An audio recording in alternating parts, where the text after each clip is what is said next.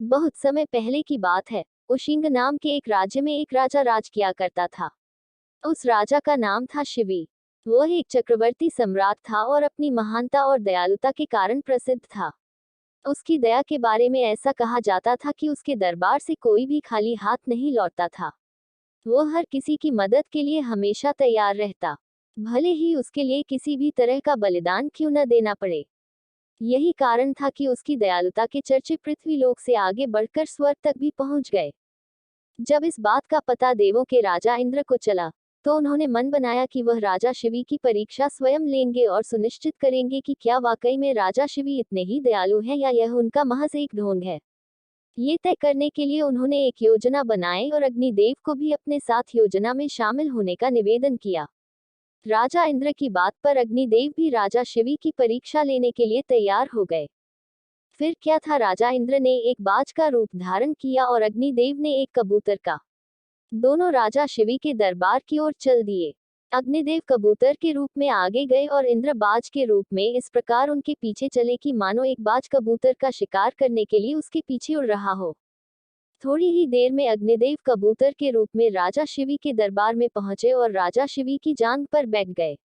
उन्होंने राजा से कहा कि एक बाज उसका शिकार करने के लिए पीछे आ रहा है, वह उसकी जान बचा लें।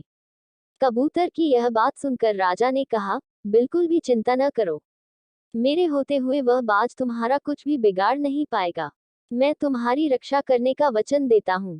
राजा के वचन देते ही बाज के रूप में इंद्रदेव भी शिवी के दरबार में पहुंच गए। उन्होंने राजा शिवी से कहा कि वह कबूतर मेरा शिकार है, उसे मारकर वह अपनी और अपने बच्चों की भूख मिटाएगा। बाज की बात पर राजा ने कहा, मैंने इस कबूतर को वचन दिया है कि मैं इसके प्राणों की रक्षा करूंगा, इसलिए मैं इसे तुम्हें नहीं दे सकता। राजा की यह बात सुनकर बाज बोला, अगर आप इसे मुझे नहीं देंगे तो मैं और मेरे बच्चे भोजन के अभाव में भूखे रह जाएंगे, इसलिए इसे तो आपको देना ही होगा। बाज की यह बात सुन राजा शिवी थोड़ी देर सोच में पड़ गए और कुछ विचार करने लगे। कुछ देर विचार करने के बाद राजा शिवी ने बाज से कहा, अगर मैं तुम्हें इस कबूतर के वजन के बराबर मांस दे दूं, तो तुम्हारी और तुम्हारे बच्चों की भूख मिट जाएगी। ऐसे में इस कबूतर के प्राण भी बच जाएंगे और मेरा वचन भी बना रहेगा। राजा की इस बात पर बाज के रूप में आए इंद्रदेव राजी हो गए, लेकिन उन्होंने राजा के सामने एक शर्त रख दी।